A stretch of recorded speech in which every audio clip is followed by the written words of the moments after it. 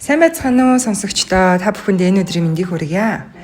За 2025 оны маань одоо эхний дугаар. Гэхдээ IMS подкастын маань 24 дахь дугаар болж ирж энэ подкаст маань эхлэх гэж байна.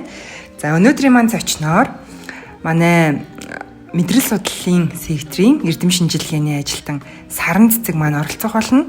За бид хоёр одоо яг энэ ханиа томооны уйлрал одоо ерөнхийдөө идэвхтэй яваад байгаа тий. Тэр томооны талаар, амьсгалын замын цочмог халдварын талаар та бүхэндээ одоо тэр ойлголтын талаар хуваалцах болно. За тэгээ юуны төрөнд та өөрийгөө сонсогчдод авчхан танилцуулаад эхлэе. За сайн байцгаана уу? Би 1996 онд Ангаах ухааны их сургуулийг төгссөн. Гэхдээ хүүхдийн эмч мэргэжлэлээр төгссөн. За дараа нь би мэдрэлийн резидентурыг төгсөөд мэдрэлийн эмчээр 2003 оноос Ангаах ухааны хүрээлэнгийн мэдрэлийн секторт ажиллаж байгаа. За бид хоёрын өнөөдрийн ярилцах сэдэв ерөнхийдөө тэр ханиа томооны тухай ойлголтын талаар, төрлөөлийн талаар яг сонсогчдоо механизмыг тайлбарлаж ойлгох гэдэг байгаа юм тий. Яг яаж ялгаж онцлох юм гэдэг талаар. Тэгэхээр та энэ тухай нэг ойлголтын дэлгэрэнгүй өгөөч. Амьсгалын замын цочмог халдварыг ер нь бол үүсгдэг маш олон вирус байгаа. Ер нь бол сүүлд одоо ярьж байгаагаар 100 гаруй төрлийн вирус амьсгалын цочмог халдварыг үүсгэж байна гэж үзэж байна. За одоо бол яг улирлын том үед дэгдэж байгаа үе болж байна. Том бол угаасаа А хүрээний, Б хүрээний, С хүрээний дотроо одоо уургийн агуулмжаараа ялгаатай олон дид хэлбэрүүдтэй. Тэгэхээр ер нь бол том хорлогын шинжээр илэрдэг ийм амьсгалын замыг үргэлжлүүлдэг одоо хурц халдвартай өвчин гэж явд юм аа. Тэгээд халдварт бол өртөх их өндөр эрсдэлтэй улсуудад бол одоо бага насны хүүхдүүд, жирэмсэн хүмүүс, өндөр настай хүмүүс, дархлаа султай одоо тийм хүмүүс илүү их өртдгөө. Тий. Ер нь бол томоогийн дэгдэлт нэг дэгдэхээр нэг үргэлжлэх хугацааны хувьд нэг 2-3 сар орчим үргэлжилдэг байгаа. Тий. Үе шатуудын хувьд. За ерөнхийдөө бол одоо яг томоогийн халдварыг одоо яаж юу яадаг талаар би та нарт арай ингээд нөгөө энгийн байдлаар хэлхийг хичээе. За тэгэхээр томоогийн вирус бол ер нь бол ортомикса вирус гэдэг одоо вирус үүсгдэг. Гэхдээ ер нь бол А хэв шинжийн, Б хэв шинжийн одоо вирусууд нь илүү их одоо дэгдэлт үүсгэж байгаа гэж үзэж байгаа. За эхлээд бол вирус ингээд хөхтөн амтан, нохоо шуу, гахаа одоо үхэр тий тэндээс одоо халдварлагдаад хүнд халдварлагддаг. За хүнд халдварлагдаад өвчтөй бас балархаа хэлбэрээр явж байгаа өвчтөй хүнээс ч гэсэн мөн халдварлаж болно. За өвчтөй хүнээс яаж халдварлах вэ гэхээр эхлээд одоо тэр өвчтөй хүний шүлс, салс, цэрээр ярих, найдах, ханиах үед бол ингээд вирус цацагдж гарч байгаа гэсэн үг. Тэгэхээр нэг 2-4 метр орчинд бол ийм бүсжилсэн ийм халдварын бүс бий болж байна гэсэн үг. За тэгээд зарим ийм томхон хэмжээтэй вирус нь одоо нөгөө шүлстэй холилдсон тэр нэг тусал байна да. Тэр болохоор ингээд газрын гадаргуудаар тавилган дээр одоо юу гэдгийг өрөөнд ингээд тунж ингэж ундаг бахна. За тэгээд ингээд халдвартай тэр хүний хэрвээ амны хаалт зүүхгүй одоо ярихтаа, ханиахтаа гэдэг юм уу амаа дарахгүй байх юм бол одоо илүү их цаашаа халдварын бүс нь өргөн болох нь. Хэрвээ амны хаалт зүүгээд амаа дарж ханиах найдах үед халдварын бүс арай бага болдог байх нь. За тэгээд газрын одоо гадаргуу дээр, шалдан дээр унсан байдаг юм уу одоо энэ тавилга гадаргуун дээр унсан байдаг юм уу тэд нар нь халдварыг үүсгээд явах нь шүү дээ. За ер нь бол өөрөө томоогийн вирусны физик, химийн одоо нэг үйлчлэлд айгүй төсвөр муутай. Гэтэл ингээд томоогийн вирус чинь нэг хасах 20-оос хасах 70 хэм гэж яхад бол бүр ингээд жилээр ингээд амьдрах чадвар хадгалаад идэг гэж байна шүү дээ. Төсвөртэй. Гэтэл ингээд спиртийн төрлийн юм уу ариутгуу халдваргүйжүүлэх бодисоор ингээд гадаргууг арчаад тий цэвэрлээд авах юм бол яах нь маш амархан өгчдөг. За нарны хит яган туяанд ч юм уу адилхан хатаах, буцалгах энэ үйл ажиллагаанд бол өөрийнхөө одоо чадвараа алдаж өгдөг байх нь. Тийм болохоор яг энэ шин чанартай нь давхцуулаад өрсөн сэргийлэлтэй хийж болдог байх нь шүү дээ. Тэгэхээр томоогийн вирус бол ер нь тасалгаанд 1-2-9 цаг гээл, за металл хунцар гадаргуу дээр 48 цаг хүртэл, за цаасан дээр бол 12 цаг хүртэл, за шилэн гадаргуу дээр бол 10 хоног, тий хүний цэр мөрөн дотор бол 2-3-7 хоног гэмээр өөрийнхөө одоо ингээд чадвараа хадгалаад төсвөртэй ингээд байгаад иж болдго юм байна. Тийм болохоор ер нь одоо халдвартай байгаа бүх зүйлийг цэвэрлээд, ариутгаад тэр орчныг одоо ариутгаж чадах юм бол халдвар бол нэмэгдэх нь шүү дээ. Тийм. За одоо яг энэ ханиа том хөрсөн үедээ ямар одоо шинжилгээ тий ямар эмчилгээ юу хийх юм бол хийгдэх вэ? За ер нь бол ингээд вирус чинь ингээд хүний хамар цэлгүүр дээр орж суухаараа за эс дотроо өөрөө орчдөг байхгүй юу? Энгийн үгээр хэлэхээр. За тэгээ эс дотроо оронгуудаа өөрөө хувьсаад өөрчлөгдчихнэ. Тэгэнгүүтээ ингээд маш олон болж үүрчнэ. Тэгээд яг тэр орж суусан эсээ задлчихна. За би бол энгийнээр хэлж гин тий. За тэгээд дараа нь өөрөөсөө уураг ялгаруулдаг байна. Тийм. Тэгээд ингээд дараагийн эс рүүгээ олон үржиж олширсан вирус маань дараагийн эс рүү нэвтэрч ороод ийм маягаар цаашаа халдвар нь улам одоо хүндэрдэг байна шүү дээ. Дамжаад явах юм байна тий. Яг механизм нь бол тийм механизм тий.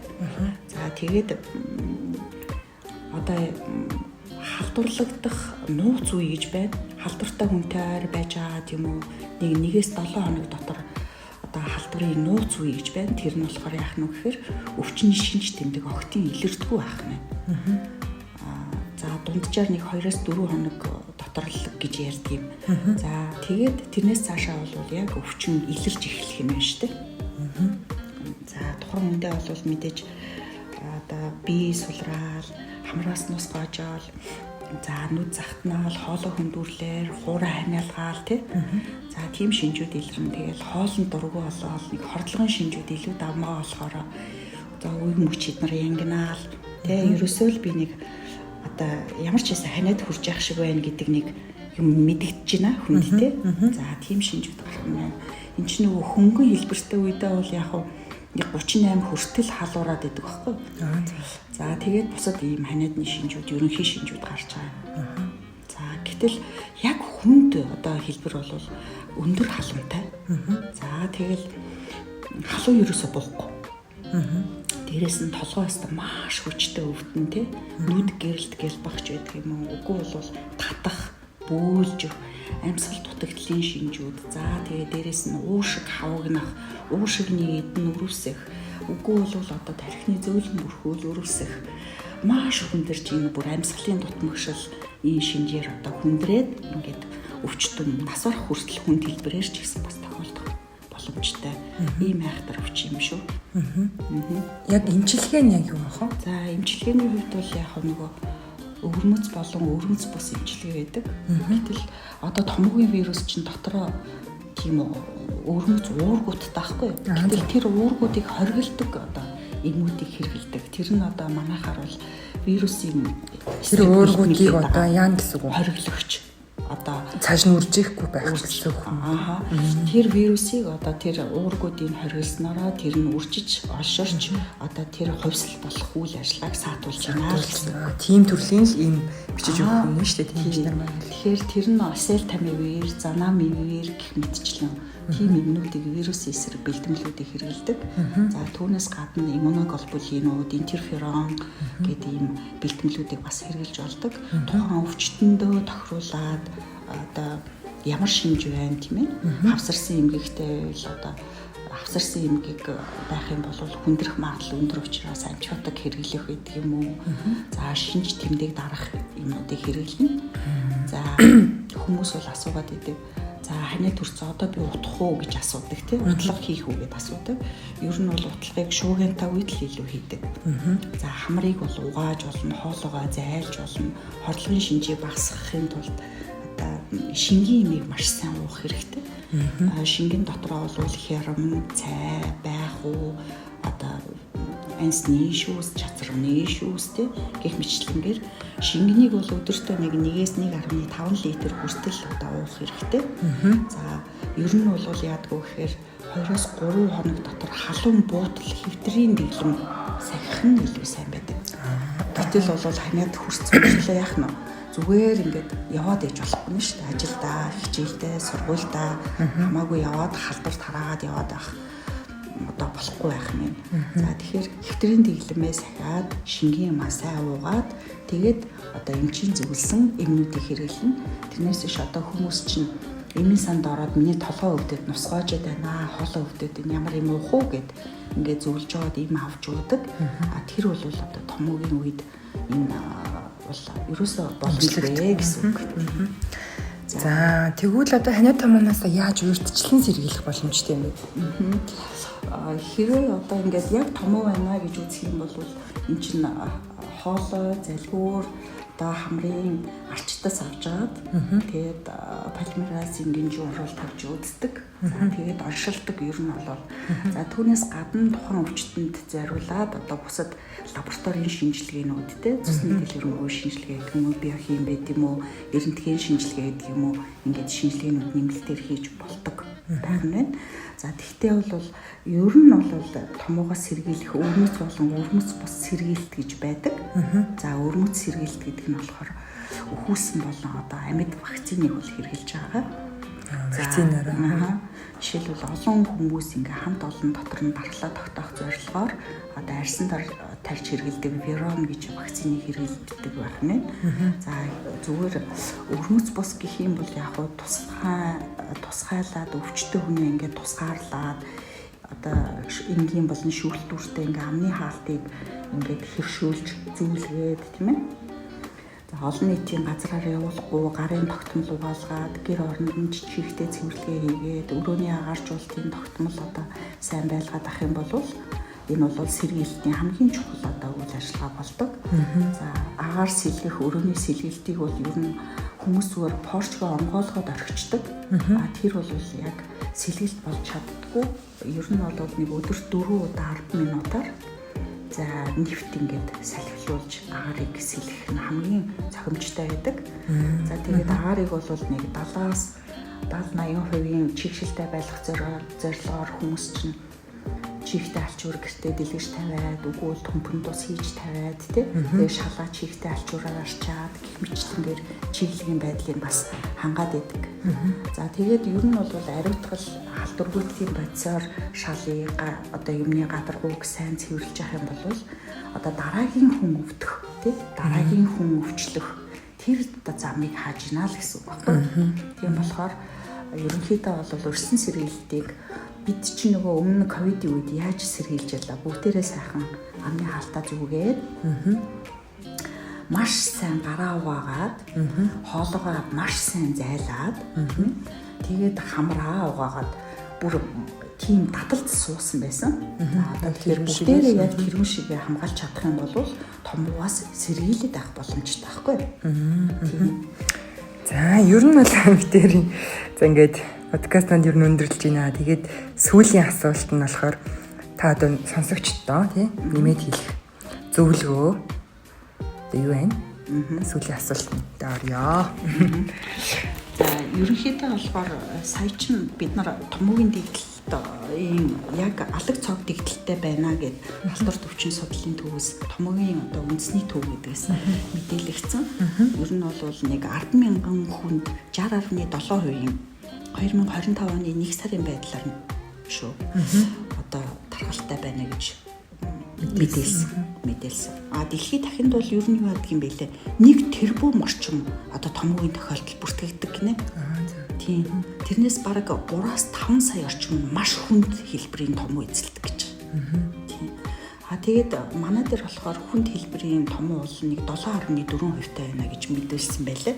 Гэхдээ бол дэгдэлтийн хувьд бол ер нь алаг цог дэгдэлтэй байна гэсэн. Сүүлд 2025 он гараад 1 сард бол менингитийн нэг тохиолдол гараад одоо аюул харамсалтай болж нас орсон байгаа. Гэхдээ менингит бол бас л мөн адил одоо агаар туслын замаар халдварладаг. Менингококкоор үүсгэгддэг. хурц халдварт өвчин. Ерөнхийдөө бол агаар туслын замаар халдварладаг учраас бид нар бол мөн л адилхан яг амьсгалын замын зочмог халдвараас яаж сэргийлдэг түүгээр түүнтэйгээ адилхан сэргийлэх хэрэгтэй байдаг.